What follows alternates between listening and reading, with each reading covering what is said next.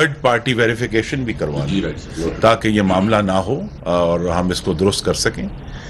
لیکن as a sad ہمیں یہ ایسے بھی واقعات ہوئے کہ جب سیلاب آیا تو دادو خوزدار لائن میں ایک پہاڑ کے اوپر ہمارا بہت بڑا پلر تھا جو بلوچستان کو فیڈ کرتا ہے، وہ پورا پلر ہی نیچے آ گیا اور اس کو پھر ریسٹور ہم نے اس بیابان میں جا کر M D N T D C خود تشریف لے گئے وہاں اور انہوں نے وہاں راتیں گزاری اس کو ریسٹور کرنے میں.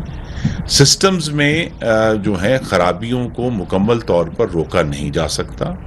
اصل ٹیسٹ یہ ہے کہ کیا اس نظام کو چلانے والے جب خرابی ہو جائے کتنی مستعدی سے اس کی تشخیص کرتے ہیں اور کتنی مستعدی سے اس کو ریسٹور کرتے ہیں اور پھر آئندہ کیا ایکشن لیتے ہیں.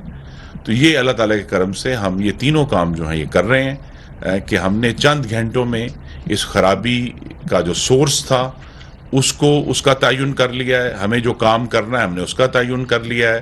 ہم نے جو اس کو منیمائز کرنا تھا اور ریسٹرین کرنا تھا کہ وہ ایک جگہ تک محدود رہے، اللہ تعالیٰ نے ہمیں اس میں بھی کامیابی دی ہے. اب مثلا سسٹم میں ایک خاص پیکیولیرٹی ہے کہ نارتھ میں صرف چشمہ میں نیوکلیر پلانٹس جو تھے ہمارے 4 جو ہیں وہ ٹرپ ہوئے اس خرابی کی وجہ سے. تو سب سے پہلے اس میں سے 4 میں سے 3 ریسٹور ہو گئے، جو ایک رہ گیا وہ بھی انشاءاللہ بہت جلد ریسٹور ہو جائے گا.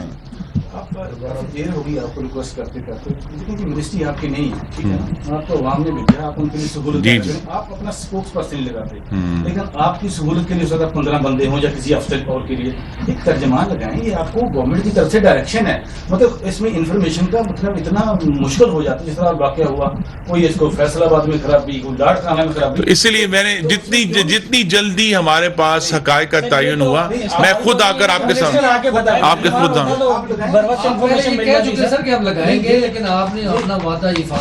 جی شیخ صاحب ترجمان لگائیں، ترجمان لگا دیں جناب.